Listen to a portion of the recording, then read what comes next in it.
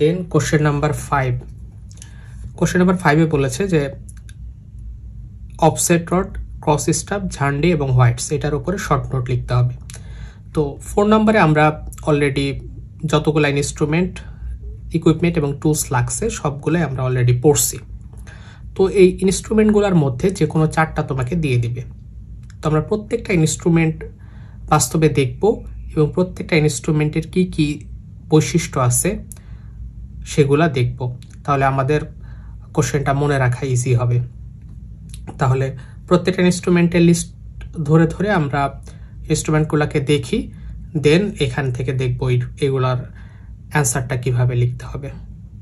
তাহলে সবচেয়ে important instrument দিয়ে আমরা শুরু করতেছি। চেইন সার্ভিং নামটা এসছে চেইন থেকে, সো চেইনকে আগে প্রথমে আমরা ডিটেলসে দেখি যে এটার কি কি বৈশিষ্ট্য থাকে। বাস্তবে চেইন দেখতে এরকম, এটার শুরুটা হয় হাতল দিয়ে এবং এক একটা লিঙ্ক আরেকটার সাথে অ্যাড হয়ে হয়ে চেইনটা তৈরি করছে। এখানে লিঙ্ক দেখো এটা কি দিয়ে তৈরি, এটা 4 মিলিমিটার, এখানে তো ছোট অনেক অল্প ডায়ামিটার তাই না, এটা হচ্ছে 4 মিলিমিটার ডায়ামিটারের মাইল্ড স্টিল দিয়ে তৈরি এবং প্রত্যেকটা লিঙ্ক একটার সাথে আরেকটা কানেক্টেড হয়ে হয়ে পুরা চেইনটা তৈরি করা হয়েছে। বাজারে তুমি টোটাল 4 টাইপের চেইন দেখতে পাবা, একটা হচ্ছে গান্টার চেইন, একটা হচ্ছে engineer chain, metric chain, revenue chain, এরকম 4 টাইপের চেইন মূলত পাওয়া যায়। বাট সবচেয়ে বেশি ব্যবহার হয় গান্টার চেইন। এডমন্ড গান্টারের নাম অনুসারে এডমন্ড গান্টার এটা প্রথম তৈরি করেন বলে তার নাম অনুসারে একে গান্টার চেইন বলা হয়। আরেকটা ইঞ্জিনিয়ার চেইন যেটা বেশি প্রকৌশল কাজে ব্যবহার হয়, সেটার দৈর্ঘ্য 100 ফিট হয়, আর গান্টারের চেইনের দৈর্ঘ্য হয় 66 ফিট এবং দুটা চেইনই 100 লিঙ্কে ডিভাইড থাকে, মানে এই যে একটা লিঙ্ক, দুইটা লিঙ্ক, তিনটা লিঙ্ক, এরকম 100টা লিঙ্ক আছে পুরা চেইন জুড়ে। তো বাজারে বেশি অ্যাভেলেবেল বা আমরা বেশি ব্যবহার করি গান্টার চেইন অথবা ইঞ্জিনিয়ার চেইন। তুমি যখন এই চেইন নিয়ে কাজ করতে যাবো তখন একটা প্রবলেম তৈরি হবে, তুমি এটা ইঞ্জিনিয়ার চেইন নাকি গান্টার চেইন কেমনে চিনবা। তো আমি বলছি সবগুলা চেইনই 100 লিঙ্কে ডিভাইড করা থাকে, তাহলে 100 লিঙ্ক যদি হয় আর এটার দৈর্ঘ্য 100 ফিট যদি হয়, তাহলে প্রত্যেকটা লিঙ্কের দৈর্ঘ্য 1 ফিট হওয়া উচিত, তাহলে আমরা বুঝবো যে সেটা ইঞ্জিনিয়ার চেইন। আর 66 ফিট যদি হয় টোটাল চেইনের দৈর্ঘ্য এবং 100 লিঙ্কে ভাগ থাকে, তাহলে প্রতিটা লিঙ্কের দৈর্ঘ্য হবে 0.66 ফিট। তাহলে এইখানে একটা লিঙ্ক আমি মেপেই বুঝতে পারবো যে 1 ফিট নাকি 0.66 ফিট, এটা দেখে আমি বুঝবো এটা ইঞ্জিনিয়ার চেইন নাকি গান্টার চেইন। তাহলে গান্টার চেইন কিনা এটা বোঝার জন্য আমি একটা ফিতা নিয়ে এসেছি, ফিতা দিয়ে তোমাদের এই ফিতাকে ব্যবহার করে আমরা এক লিঙ্ক মেজার করব। একটা লিঙ্ক মেজার করলে বুঝে যাব যে এটা আসলে কতখানি দৈর্ঘ্য। আচ্ছা, তাহলে একটা লিঙ্ক কোথায় থেকে শুরু হচ্ছে দেখো, এই যে এটা একটা লিঙ্ক, কোথায় থেকে শুরু, এখানে মাথাটা বাঁকানো আছে, একটা সার্কেল, আরেকটা সার্কেল, আরেকটা সার্কেল, 3টা সার্কেল পর পর অ্যাড করে আবার দেখো মাথাটা বাঁকানো। তাহলে এই যে মাঝের সার্কেলের মধ্যখান থেকে শুরু এবং এখানকার মাঝের সার্কেলের মধ্যখান পর্যন্ত এক লিঙ্ক। তাহলে এটা ফিতা দিয়ে ধরে দেখি এটা আসলে দৈর্ঘ্য কত। আচ্ছা, এটা ইঞ্জিনিয়ার চেইন অথবা গান্টার চেইন যে কোনো একটা হবেই। তাহলে এখান থেকে শুরু করে আমরা এই পর্যন্ত মোটামুটি দেখতে পাচ্ছি, এই যে এখান থেকে 1 ফিট শুরু করছি, এই যে 6 এর একটু বেশি, ঠিক আছে। তাহলে 1 ফিট হচ্ছে না, 0.66 ফিটের মতো, সো এটা হচ্ছে গান্টার চেইন, ঠিক আছে। তাহলে গান্টার চেইন নাকি ইঞ্জিনিয়ার চেইন এটা এইভাবে নির্ধারণ করতে হবে। তাহলে আর কি কি স্পেশাল বৈশিষ্ট্য আছে দেখো, প্রথমে চেইনটা একটা হাতল দিয়ে শুরু হবে, এরকম 1 লিঙ্ক, 2 লিঙ্ক, 3 লিঙ্ক, দেন 4 লিঙ্ক, 5 লিঙ্ক, দেন 6 লিঙ্ক, 7 লিঙ্ক, 8 লিঙ্ক, তারপরে 9 লিঙ্ক, 10 লিঙ্ক। 10 লিঙ্ক পরে দেখতেছো একটা ট্যাগ দেওয়া আছে, এই যে প্রথম ট্যাগের মাথা এটা, তার মানে 10 লিঙ্ক পরে একটা করে ট্যাগ দেওয়া আছে। সেম ভাবে উল্টা দিক থেকেও 10 লিঙ্ক পরে দেখো, উল্টা দিক থেকেও এইদিকে যে হাতলটা শুরু হয়েছে এই হাতলেরও 10 লিঙ্ক পরে এটা এক পাশের লিঙ্ক,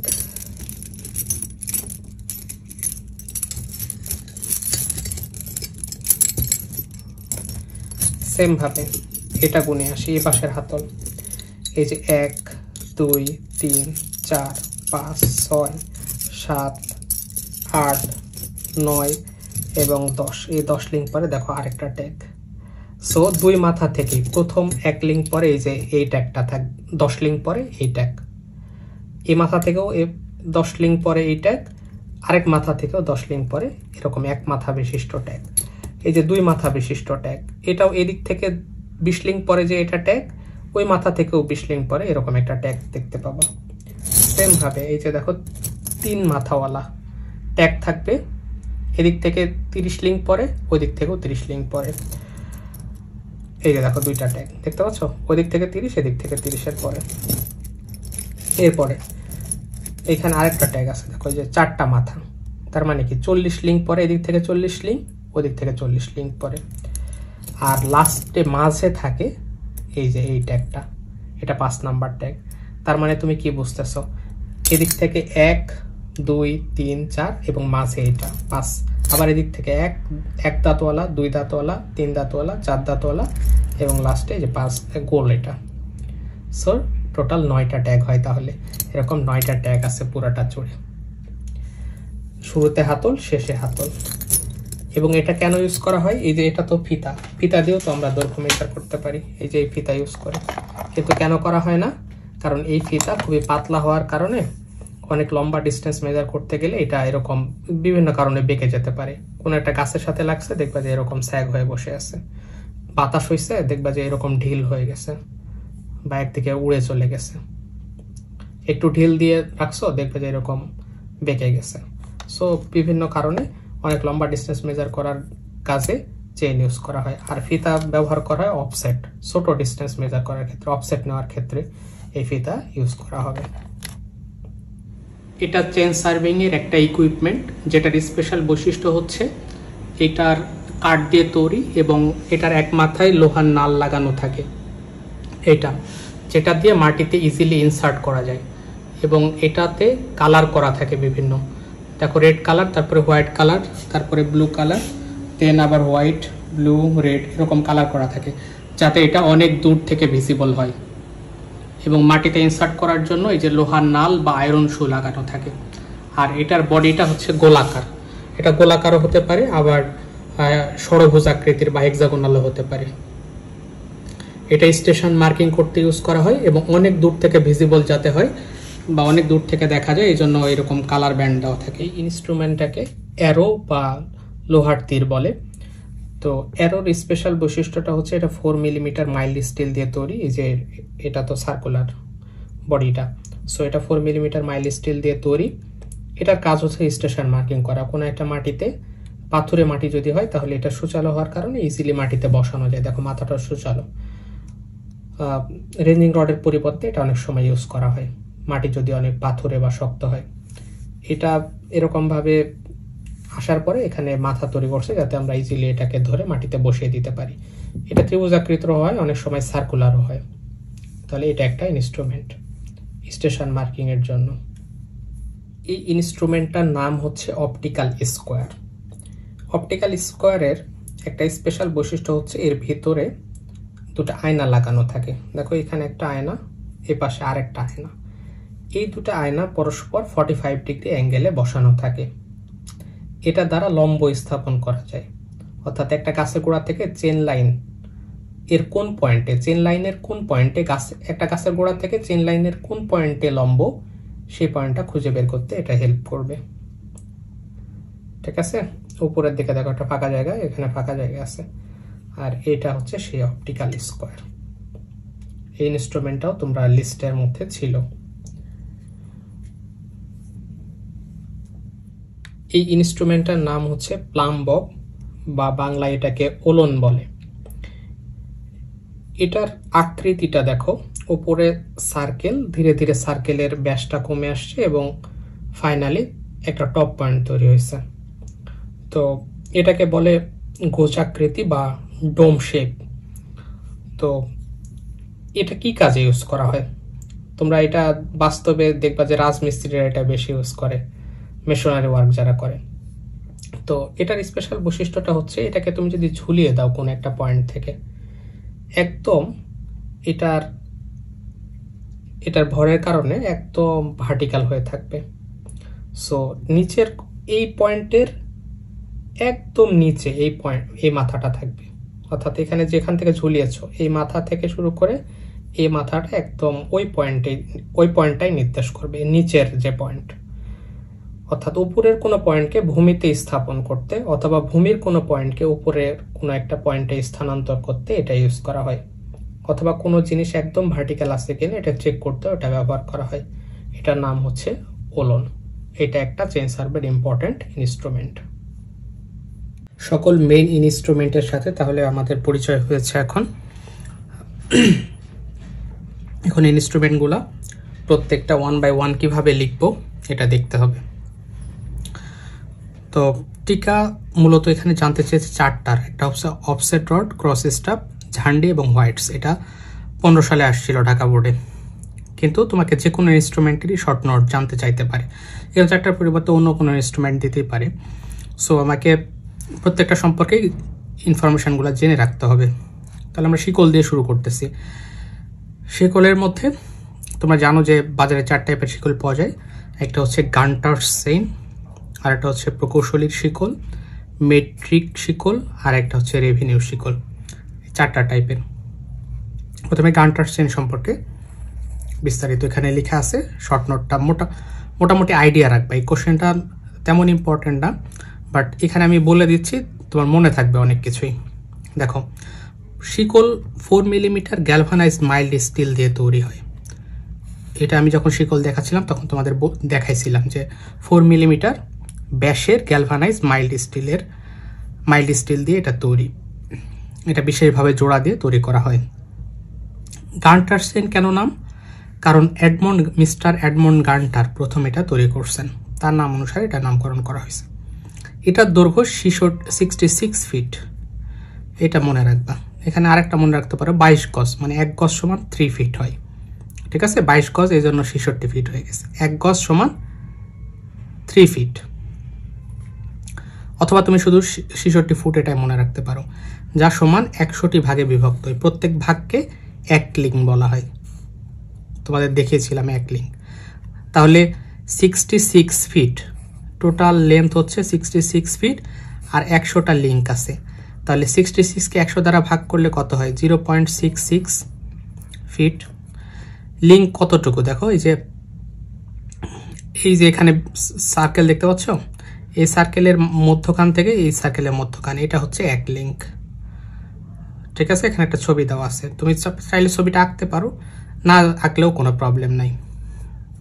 প্রতি 10 লিঙ্ক পর পর একটি ট্যাগ থাকে। চেন যখন দেখেছিলাম তখন তোমাদের ট্যাগটা দেখিয়েছিলাম।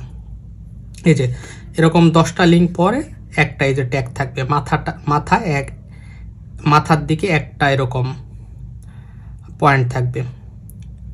ঠিক আছে, ট্যাগের মাথায় একটা সূচালো প্রান্ত থাকবে, 2টা সূচালো প্রান্ত থাকবে 20টা লিঙ্ক পরে যে ট্যাগটা থাকবে সেখানে।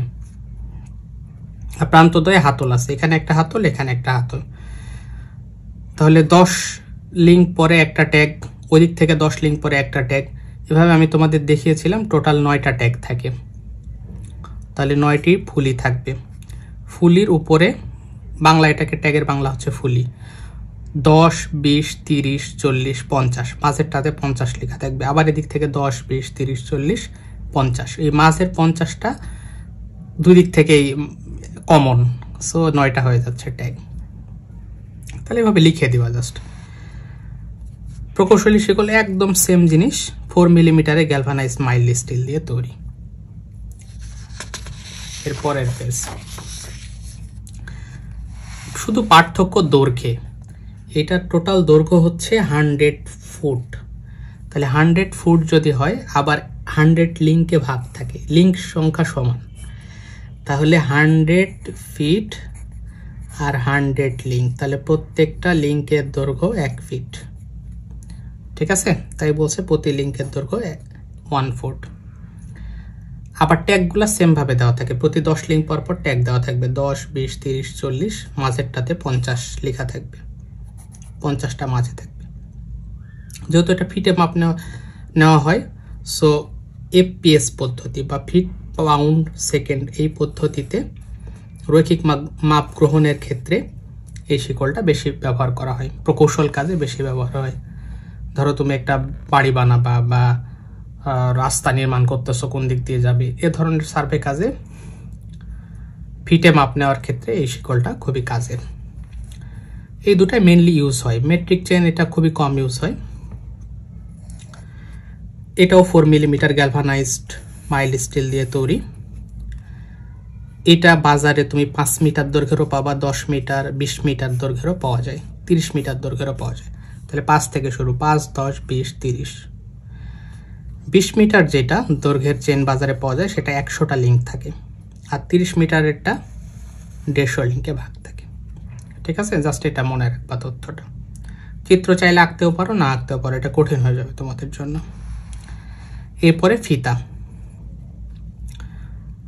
ফিতা তোমরা দেখছো চেনের, এই যে চেনের লিঙ্ক যখন দেখাচ্ছিলাম, একটা লিঙ্কের দৈর্ঘ্য মাপতেছিলাম কি দিয়ে, ফিতা দিয়ে মাপতেছিলাম।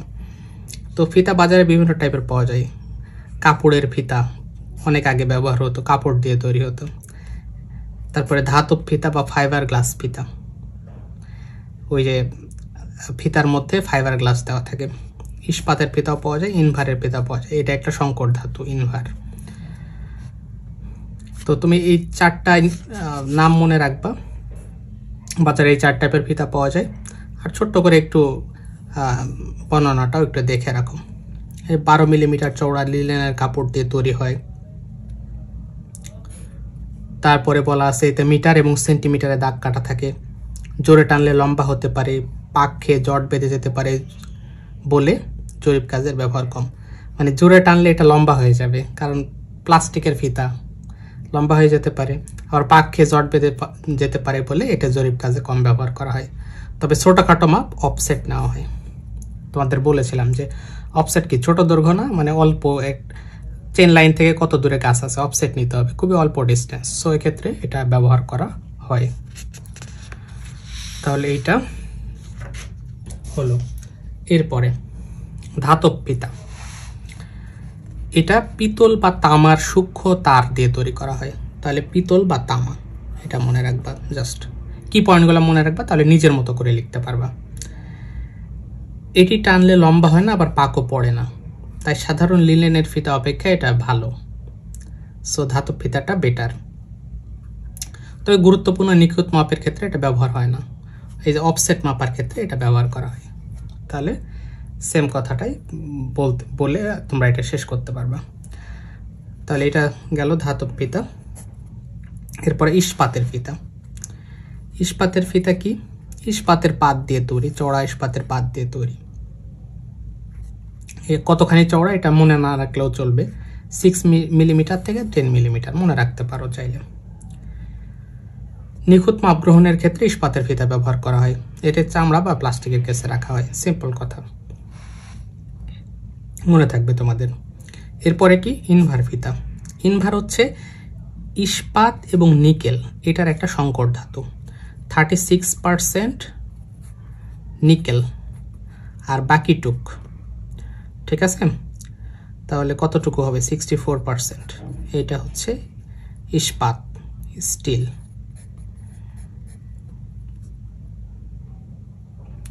ঠিক আছে, সরি ভুল লিখছি, স্টিল। এইটা দিয়ে, এটা সংকর ধাতু দিয়ে তৈরি করা হয়। এটা প্রসারণ সহ খুবই কম, এই জন্য হাই টেম্পারেচারে, মানে অনেক তুমি যদি গরমের দিনও এটা নিয়ে কাজ করো কোনো প্রবলেম হবে না। দেখেছো 1 2 3 4 5 6, 6টা শূন্য, তারপরে 1 2 2, ঠিক আছে। এতখানি প্রতি ডিগ্রি সেন্টিগ্রেডে, প্রতি ডিগ্রি সার্কিট টেম্পারেচার যদি বাড়ে তাহলে প্রসারণ সহগ এইরকম অল্প 6টা শূন্য, তারপরে 1 2 2, যা স্টিলের প্রায় 1/30 অংশ। মানে স্টিল যতখানি প্রসারণ সহগ হয় তারও 30 ভাগের 1 ভাগ শুধু প্রসারণ, তাপীয় প্রসারণ সহগ। ঠিক আছে, এটি 6 মিলিমিটার চওড়া, এই যে এটার মতো 6 মিলিমিটার চওড়া, আর দৈর্ঘ্যে তুমি বাজারে 30 50 100 মিটার পর্যন্ত পাবা। সর্বাধিক সূক্ষ্ম কাজ এবং ত্রিভুজায়ন জরিপে, রেখা মাপা, শহর জরিপের ক্ষেত্রে, শুদ্ধ মাপ নেওয়ার ক্ষেত্রে ইনভার ব্যবহার করা হয়। ইনভার ফিতা হলে একমাত্র তুমি চেইন লাইনগুলোও মেজার করতে পারবা, এটা এখানে বলা আছে। ঠিক আছে, এবং সূক্ষ্ম কাজের ক্ষেত্রে এটা ইউজ করা হয়। এরপরে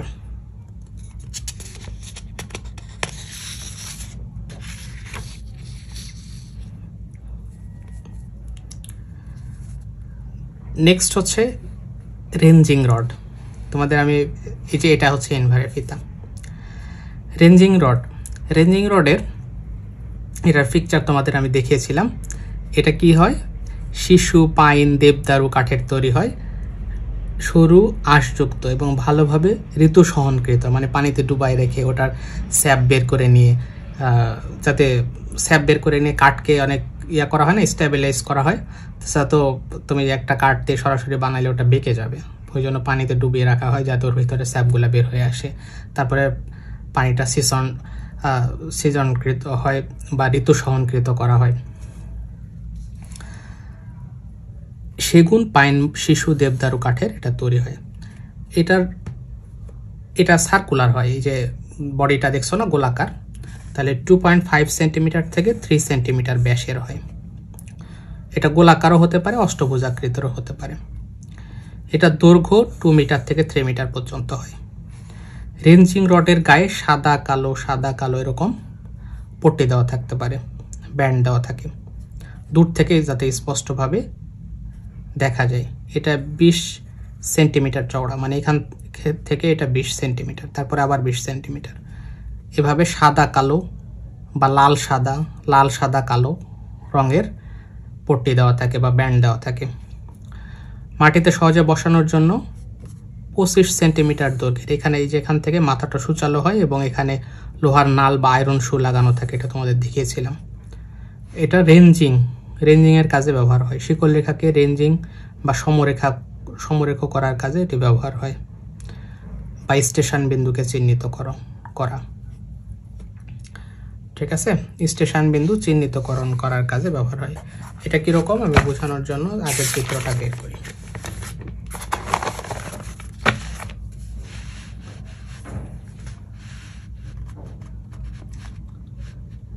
আচ্ছা, এই চিত্রে দেখো, এই যে এই স্টেশনটাকে মার্ক করার কাজে এটা ব্যবহার করা হবে। এখানে একটা বসিয়ে দিব, তাহলে আমরা বুঝতে পারবো যে এখানে এটা একটা স্টেশন। এখানে রেঞ্জিং রডটা এভাবে বসিয়ে দেবো খাড়া করে। ঠিক আছে, আর রেঞ্জিং কি, স্টেশন মার্ক করা একটা কাজ, আর একটা হচ্ছে রেঞ্জিং এর কাজে। এখানে 120 মিটার, অনেক বড় দৈর্ঘ্য। তো এটা তো এত বড় শিকল তোমার কাছে নাই, তাহলে তুমি কিভাবে এটা মেজার করবা? তো এরকম মাঝেও তুমি বেশ কয়েকটা রেঞ্জিং রড বসিয়ে দিবা। তাহলে এখান থেকে এটা মাপবা, এখান থেকে এটা মাপবা, তারপর এখান থেকে এটা মাপবা, তিনটা সাম করলে তো টোটাল ডিস্টেন্সটা তুমি পাবা। তো এক লাইন বরাবর বসানোর জন্য এই যে এই রেঞ্জিং রড, এটা লাস্টের এইটা, সবগুলাকে এক লাইনে বসাতে হবে না? তো এক লাইনে কিভাবে বসাবা? এই যে পিছন থেকে তোমাকে দেখতে হবে এক চোখ বন্ধ করে, তাহলে তুমি সবগুলাই এইখানে যেটা বসানো আছে এখানে বসানো সব এক লাইন বরাবর তুমি দেখতে পাবা। তো এটাকেই বলে রেঞ্জিং। এই রেঞ্জিং এর কাজে তাহলে কি রেঞ্জিং রড লাগতেছে। ঠিক আছে, তাহলে এটা হচ্ছে ranging rod. Ranging offset rod, then এটা শেষ। এরপরে offset rod. Ranging rod same জিনিস, বাট এটা অফসেট নেওয়ার কাজে ব্যবহার করা হয়। পার্থক্য কোন জায়গায়? এটার মাথাতে সুচালো প্রান্ত থাকে, যেটা মাটিতে বসানোর জন্য হেল্প হয়, বাট ওটা থাকে না। তার পরিবর্তে মাথার দিকে একটা হুক থাকে এরকম। ঠিক আছে, এই যে তাহলে নাল থাকবে না, মাথায় খাস কেটে লোহার রিং লাগানো থাকে, এই যে লোহার রিং এখানে বসানো আছে। এটা অফসেট নেওয়ার কাজে ব্যবহার হয়। অফসেট বলতে এই যে এখান থেকে ওয়াই লাগবে না তোমার, ইলেকট্রিক পোলটা কোথায় আছে, এখান থেকে অফসেটটা লাগবে তোমার চেন লাইনের উপরে। তাহলে তুমি এখানে বিভিন্ন জায়গায় এই অফসেট রডটা ধরে ধরে দেখবা, এই যে এখানে বসাবা, এখানে বসাবা, কোন পয়েন্টে অফসেট পাচ্ছ সে পয়েন্টে বসিয়ে দিয়ে তারপরে এখান থেকে এটার ডিস্টেন্সটা তুমি মেজার করবা। তাহলে এটা হচ্ছে অফসেট রডের কাজ। এরপর হচ্ছে ফ্ল্যাগ স্টাফ। ফ্ল্যাগ স্টাফ কি? ফ্ল্যাগ স্টাফের একটা আমরা ছবি দেখি। ফ্ল্যাগ স্টাফ হচ্ছে এটা, দেখো একটা লোহার রড, তার মাথায় একটা ফ্ল্যাগ লাগানো আছে, এটাকে বলা হয় ফ্ল্যাগ স্টাফ। এটা কেন ব্যবহার করা? এটাও স্টেশন মার্কিং করার কাজে ইউজ করা হয়, কিন্তু দূর থেকে যাতে দেখা যায় এই জন্য ওপরে একটা ফ্ল্যাগ লাগানো হয়, ঝান্ডা। বাংলায় জানো না ঝান্ডা মানে কি? পতাকা। তাহলে পতাকা লাগানো আছে, ঠিক আছে। তাহলে এখানে আমরা পড়ে দেখি, দূর থেকে কোনো স্টেশনকে সহজে দর্শনযোগ্য করার জন্য ঝান্ডি ব্যবহার করা হয়। এই দণ্ডটি লোহার শিক বা কাঠ দিয়ে তৈরি, সাধারণত 16 মিলিমিটার ব্যাসের এবং 2 থেকে 3 মিটার লম্বা। 16 মিলিমিটার ব্যাসের হয়, যেটা চিকন 16 মিলিমিটার। এটা ইস্পাতের তৈরি হয়, এটা ইস্পাতের তৈরি রড। এবং এই শলাকা আবার 20 সেন্টিমিটার পর পর, রেঞ্জিং রডের মতো 20 সেন্টিমিটার পর পর লাল সাদা এরকম দাগ দেওয়া থাকে, ঠিক আছে। এর মাথায় আবার একটা ফ্ল্যাগ লাগানো আছে, ফ্ল্যাগের উপরের অর্ধেকে এক কালার, নিচে অর্ধেকে এক কালার, এরকম করা হয়। এই ফ্ল্যাগের সাইজ হবে 38 × 23 সেন্টিমিটার, মানে 38 লম্বায়, এদিকে 23, এবং অর্ধেক লাল অর্ধেক সাদা রঙের হয়। এটা হচ্ছে ঝান্ডি। তাহলে আমাদের ঝান্ডিও পড়া শেষ। জাস্ট একটু মনে রাখবা, এটা একটু লেস ইম্পর্টেন্ট, বাট প্রত্যেকটা ইনস্ট্রুমেন্ট সম্পর্কে একটু জানা থাকলে যদি শর্ট নোট আসে লিখতে পারবা। এরপরে হচ্ছে হোয়াইটস। হোয়াইটস কিছুই না, এরকম কাঠের তৈরি একটা খুঁটি টাইপের, উপরে মাথাটা ফাটানো থাকে যাতে এর মধ্যে তুমি কোনো কাগজ দিয়ে ওখানে কিছু লিখতে পারো, যেটা ক স্টেশন, খ স্টেশন। এটাও স্টেশন মার্কিংয়ের কাজে ইউজ করা হয়। তাহলে 1 মিটার দৈর্ঘ্যের বা 40 সেন্টিমিটার থেকে 1 মিটার দৈর্ঘ্যের বাঁশের বা কাঠের পাতলা কাঠি বিশেষ, এর এক প্রান্ত চোখা, এই যে মাটিতে বসানোর জন্য চোখা থাকে, আরেক প্রান্ত চেড়া থাকে, এই যে মাথাটা চেড়ানো, যাতে এর মধ্যে কোনো কাগজ বসিয়ে স্টেশন কোনো ইনফরমেশন লেখা যায়। চেড়া প্রান্তে বর্গাকৃতির বা আয়ত আকৃতির হার্ডবোর্ড, শক্ত মোটা কাগজ ঢুকিয়ে দেওয়া হয় এর মধ্যে। রেঞ্জিং রডের বিকল্প হিসাবে এগুলো ব্যবহার করা হয়। উলন বা প্লাম্বব দেখছো তোমরা একটু, এই প্রশ্ন শুরু করার পরে আমি দেখিয়েছি তোমাদের। এটা সীসা বা পিতলের তৈরি হয়, আর আকৃতি হচ্ছে গোজ আকৃতির। গোজ আকৃতি কি জন্য বলা হয় তোমাদের দেখিয়েছিলাম। এর মাথায় ঝুলানোর জন্য একটা সুতা লাগানো থাকে, ঠিক আছে। এটা ঢালু জমিতে ধাপ পদ্ধতিতে শিকল রেখা মাপতে এটা ব্যবহার করা হয়।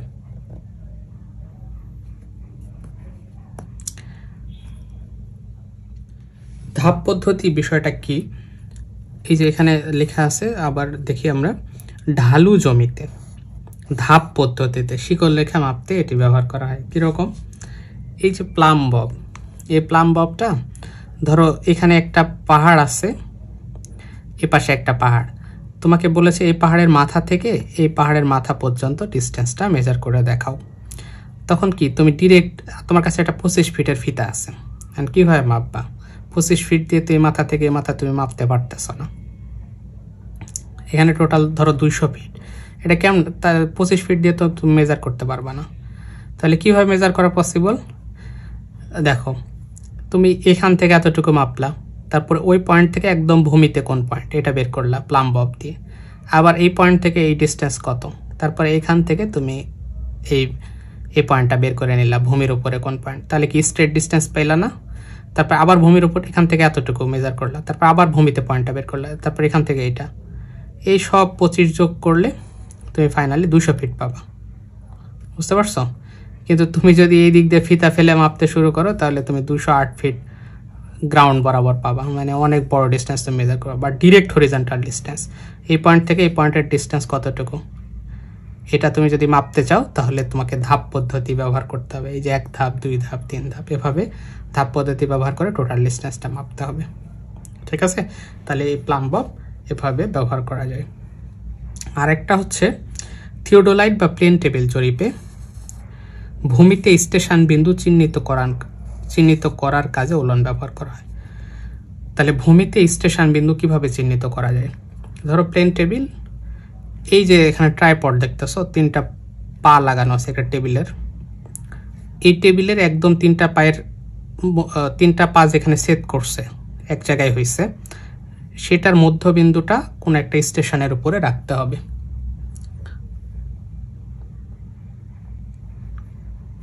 ঠিক আছে, কোন একটা স্টেশনের উপরে রাখতে হবে। তখন কি এই যে এটার বটম থেকে তুমি ঝুলাই দিবা একটা উলন দিয়ে, দেখতেছো যে একদম ওই স্টেশনের উপরে পড়ছে, তার মানে কি ট্রাইপডটা এই স্টেশনের উপরে রাখা আছে, এরকম বোঝাবে। তাহলে এটাকে এই টেবিলটাকে প্লেন টেবিল বলতেছে। বা থিওডোলাইটও এরকম সেম ট্রাইপড ইউজ করা হয়। তাহলে এই কোনো এক স্টেশনের উপরে রাখতে উলন ব্যবহার করা হয়। আবার তুমি দেখবা রাজমিস্ত্রি এরকম ওয়াল সোজা হয়েছে কিনা, রাজমিস্ত্রি বা মেশনারি ওয়ার্ক যারা করে তাদের ক্ষেত্রে এই যে উলনটা একদম ব্যবহার করে দেখতে পারবে যে ওয়ালটা একদম ভার্টিক্যাল আছে কিনা। আবার রেঞ্জিং রড, তুমি একটা স্টেশনে রেঞ্জিং রড একদম ভার্টিক্যাল করে রাখতে হয়, তো এরকম বাঁকা হয়ে যাবে। ধরো এক বডিতে তুমি যদি ধরো, তাহলে এদিকে যদি ঝুলে থাকে তাহলে বুঝবা যে এটা ভার্টিক্যাল হয় নাই। গায়ে ধরলে একদম যদি ভার্টিক্যাল হয়ে থাকে তাহলে বুঝবা যে, গায়ে ধরলে তুমি বুঝতে পারবা যে একদম ভার্টিক্যাল আছে কিনা রেঞ্জিং রড। তাহলে এসব কাজে আসলে উলন ব্যবহার করা হয়। এরপরে অ্যারো, এরপরে কি বলছে? লোহার তীর বা অ্যারো। এটা কি? এটা ছবি দেখিয়েছিলাম, এটা 4 মিলিমিটার ব্যাসের একটা তার দিয়ে তৈরি করা হয়। এটার দৈর্ঘ্য 30 মিলিমিটার থেকে 30 সেন্টিমিটার থেকে 40 সেন্টিমিটার হয়ে থাকে। এর এক প্রান্ত চোখা থাকে, ওই যে দেখেছিলাম চোখা থাকে যাতে মাটিতে বসানো যায় ইজিলি, এবং অপর প্রান্ত 50 মিলিমিটার ব্যাসে রিং আকৃতির। এটি সহজে মাটিতে পোতা যায় অথবা শক্ত মাটিতে দাগ দেওয়া যায়। তাহলে কীরকম জিনিসটা? এই যে দেখো, এটা ধরো 40 সেন্টিমিটার এই মাথা থেকে এই মাথা, আর এখানে 5 সেন্টিমিটারের রিং। আমাদেরটা যদিও ত্রিভুজ আকৃতির ছিল, এরকমও হতে পারে, মাটিতে যাতে ইজিলি বসিয়ে দেওয়া যায়।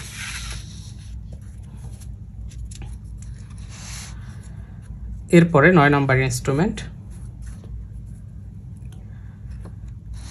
9 নম্বর যে ইনস্ট্রুমেন্ট, এটার আন্ডারে 9 নম্বর একটা ইনস্ট্রুমেন্টের কাজ বলা আছে লম্ব স্থাপনের যন্ত্রপাতি।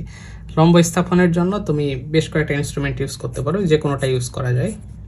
এখানে 4টা নাম দেওয়া আছে: cross staff, optical square, prism square, side square. তুমি যে কোনোটা ইউজ করতে পারো। লম্ব স্থাপন কেন বললো? লম্ব স্থাপনের যন্ত্রপাতি এর কখন লাগতেছে, লম্ব স্থাপন কখন করতে হচ্ছে? এই যে দেখো, এই গাছের গোড়া থেকে চেইন লাইনের উপরে তোমার অফসেট নিতে হচ্ছে, তার মানে কি চেইন লাইনের সাথে লম্ব বরাবর এই ডিস্টেন্সটা নিতে হচ্ছে। এখন তুমি চেইন লাইন বরাবর এই যন্ত্র ধরে ধরে যাবা, যেই পয়েন্টে লম্ব হচ্ছে ওই পয়েন্টটা তুমি খুঁজে পাবা। এখান থেকে লম্ব খুঁজে পাবা, কোন পয়েন্টে লম্ব হবে সেটা ইনস্ট্রুমেন্ট ব্যবহার করলে এই পয়েন্টটাকে খুঁজে পেতে হেল্প করবে, এখান থেকে এই পয়েন্টটা। তাহলে ক্রস স্টাফ ব্যবহার করা যায়।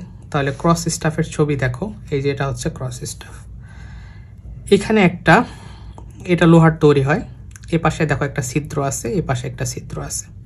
এ আর বি এটা এক লাইন বরাবর, আবার সিডি এটা এক লাইন বরাবর। এদের মধ্যে অ্যাঙ্গেল কিন্তু 90 ডিগ্রি, বুঝতে পারছো? মানে এদিক বরাবর একটা, আর একটা হচ্ছে এদিক বরাবর। এর মাথায় একটা এরকম মাথা তুলে দেওয়া আছে এবং ছিদ্র দেওয়া আছে।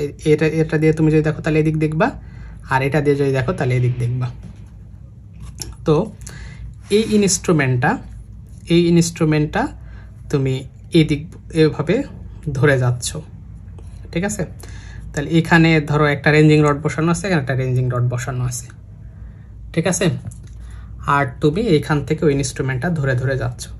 যখন তুমি এই পয়েন্টে আসবা, তখন একটার মধ্য দিয়ে, ধরো এবির মধ্য দিয়ে তুমি এই দুটাকে দেখতে পাবা, এ পাশে রেঞ্জিং রডকে দেখতে পাবা, এ পাশে রেঞ্জিং রডটাকেও দেখতে পাবা। আর এর মধ্য দিয়ে তুমি এই ইলেকট্রিক পোলটাকে দেখতে পাবা। এ থেকে বি এর মধ্য দিয়ে তুমি যদি তাকাও তাহলে এ বি ক্রস করে এই ইলেকট্রিক পোলটাকে দেখতে পাবা। তার মানে কি একটা সিডি বরাবর থাকতেছে এই যে এদিক বরাবর, আর একটা এদিক বরাবর, এটার মধ্য দিয়ে তুমি এই ইলেকট্রিক পোলটাকে দেখতে পাবা। তার মানে কি এই পয়েন্টেই শুধু দেখতে পাবা। তুমি যদি এই পয়েন্টে চলে আসো তখন কি দেখতে পাবা? ইলেকট্রিক পোল তো নাই। আর এইখানে যখনই আসবা তখন এইটার মধ্য দিয়ে তুমি এটাকে দেখতে পাবা, বি এ বি এই এটার মধ্য দিয়ে। তাহলে বুঝতে পারছো আশা করি। তোমাকে কি করতে হবে, তুমি চাইলে এই চিত্রটা আঁকবা এবং এখানে যে কথাটা আছে এটা লিখে দিবা, ঠিক আছে? একটা লোহার নাল লাগানো, এই যে নাল লাগানো দণ্ডের উপরে বসানো থাকে। ক্রস স্টাফে 2 জোড়া সরু ছিদ্র পরস্পর আড়াআড়ি ভাবে থাকে। এইদিকে একটা ছিদ্র, এটা আর এইটা এক লাইন বরাবর ছিদ্র। এটা কখনো সমন্বয়যোগ্য নয়, এটা সমকোণ স্থাপনে ব্যবহার করা হয়। এই যে 90 ডিগ্রি স্থাপনের কাজে ব্যবহার করা হবে। এটাই একটা অ্যাডভান্স ইনস্ট্রুমেন্ট, এটা একটা সিম্পল ইনস্ট্রুমেন্ট। আরেকটা অ্যাডভান্স ইনস্ট্রুমেন্ট হচ্ছে অপটিক্যাল স্কোয়ার, এটা আমরা ব্যবহার করব বেশি। অপটিক্যাল স্কোয়ারটা কি?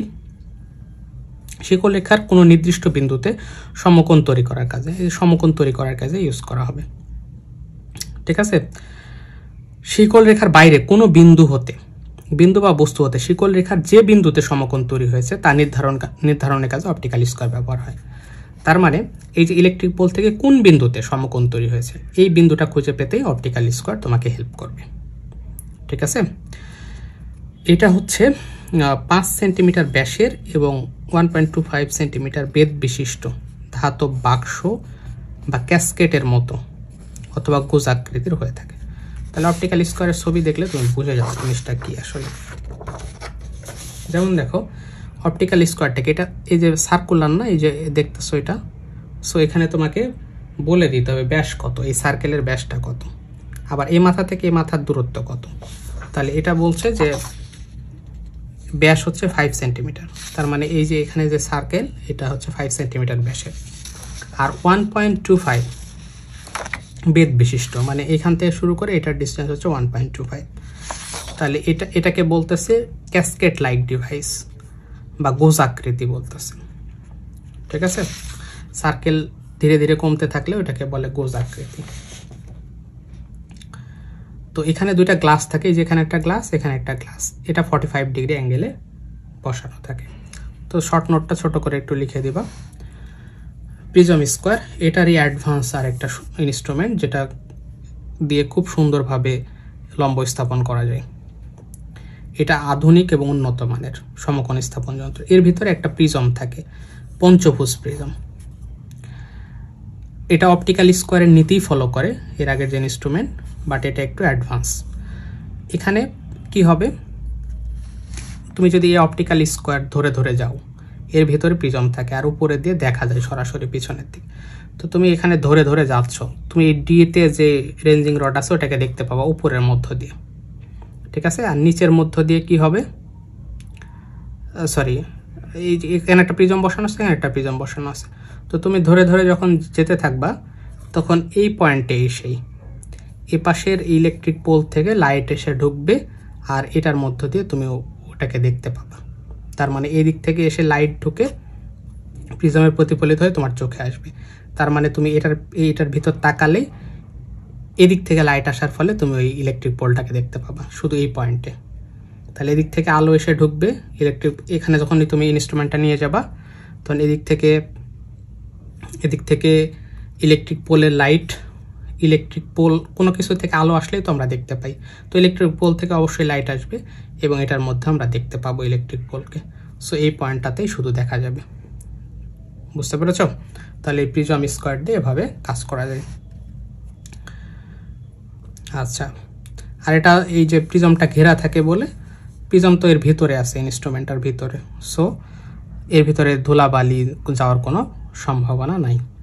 তাহলে এটাই হচ্ছে আমাদের সর্বশেষ ইনস্ট্রুমেন্ট। আচ্ছা, ইংলিশ ভার্সনের জন্য এখন ইনস্ট্রুমেন্টগুলো আমরা একটু দেখে নিই।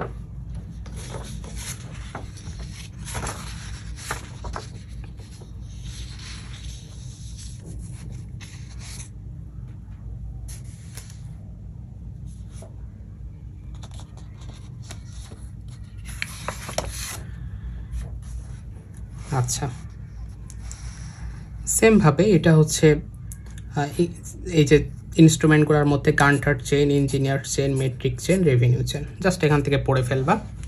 এটা 66 ফিট হয়, প্রত্যেক ইকুয়াল 100 লিঙ্কে ডিভাইড করা থাকে, প্রত্যেকটা লিঙ্ক 0.66 এবং ট্যাগগুলা 10-20 এভাবে আছে।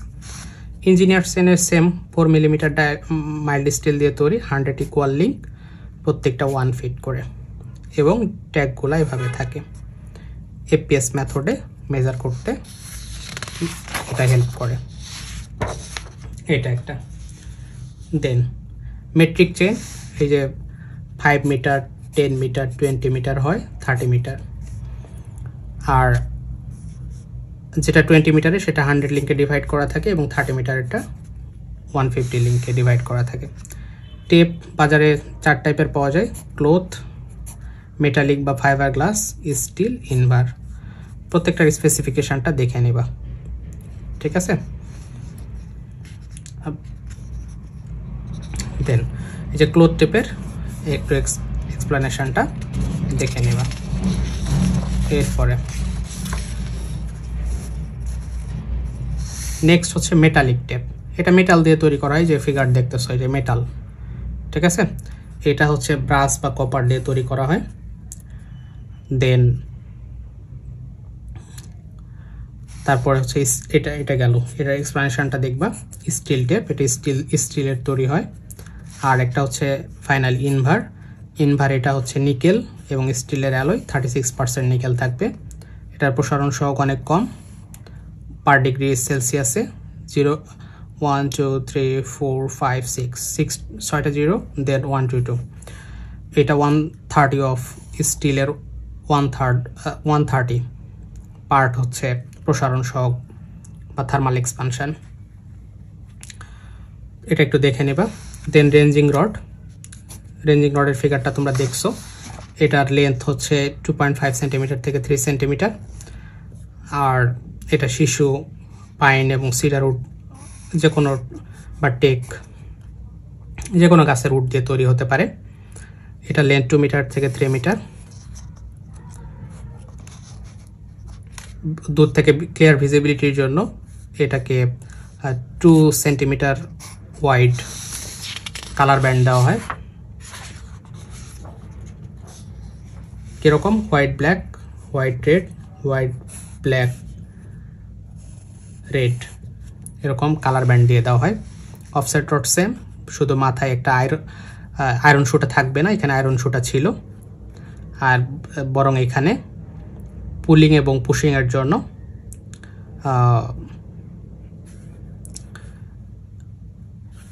আয়রন রিং লাগানো থাকবে। এইটা ফ্ল্যাগ স্টাফ সেম, উপরে একটা ফ্ল্যাগ থাকবে। আর এটা 16 মিলিমিটারের ডায়ামিটার ইউজ করা হবে। এই যে স্টিল বার, এটা হচ্ছে স্টিল বার, এবং 38 সেন্টিমিটার, 23 সেন্টিমিটার একটা ফ্ল্যাগ থাকবে, যেখানে half red colour, half white colour. এটা জাস্ট এক্সপ্লানেশনগুলো দেখবা। দেন হচ্ছে হোয়াইটস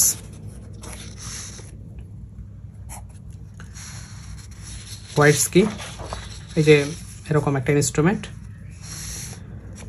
এই ইনস্ট্রুমেন্টের জাস্ট হচ্ছে দেখো এখানে লেখা আছে, এটা ব্যাম্বো দিয়ে তৈরি, ব্যাম্বো বা থিন উডেন স্টিক, যেটা 40 সেন্টিমিটার থেকে 1 মিটার পর্যন্ত লেন্থ হতে পারে। আর এখানে হার্ডবোর্ড বা paper, one side sharp and another side split or torn, এবং যে পার্টটা স্প্লিট সেখানে তুমি চাইলে হার্ডবোর্ড দিয়ে কোনো নোট লিখতে পারো, ঠিক আছে? রেঞ্জিং রডের অল্টারনেটিভ হিসাবে এটা ইউজ করা হয়। দেন plum Bob,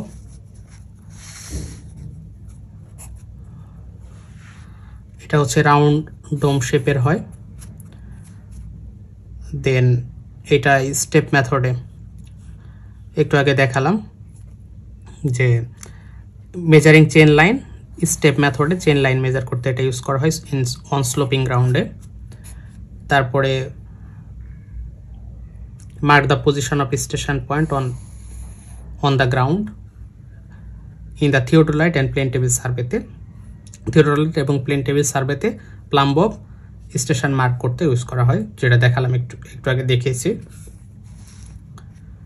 ranging rod vertically set করতেও এটা ইউজ করা হয় এবং মেশনারি ওয়ার্কে এটা হেল্প করে। অ্যারো দেখেছো, এই যে মাথাটা 5 সেন্টিমিটার ব্যাসের হয়ে থাকে বা ডায়ামিটার, আর 40 সেন্টিমিটারের মতো লেন্থ হয়। এটা অ্যারো স্টিল দিয়ে তৈরি করা হয়, 4 মিলিমিটার ডায়ামিটারের মাইল স্টিল দিয়ে, এবং এটা স্টেশন মার্ক করতে ইউজ করা হয়। তাহলে এটা গেল vertical installation equipment, cross staff, optical square, prism square এবং সাইড স্কোয়ার। নামগুলো মনে রাখবা এবং প্রত্যেকটা ইনস্ট্রুমেন্টের বর্ণনাটা কীরকম হবে। এই যে ক্রস স্টাফ দেখতে এরকম, এক্সপ্লেনেশনটা এখান থেকে দেখে নেবা। অপটিক্যাল স্কোয়ার, এখানে দুটো গ্লাস লাগানো থাকবে যেটা 45 ডিগ্রি অ্যাঙ্গেলে বসানো থাকে, এটা vertical installation equipment. Casket like device, এটার এক্সপ্লেনেশন এখান থেকে দেখে নেবা। প্রিজম স্কোয়ার,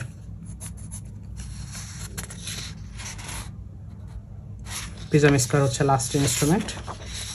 এটা দেখতে এরকম হয়, এখানে পেন্টাগোনাল একটা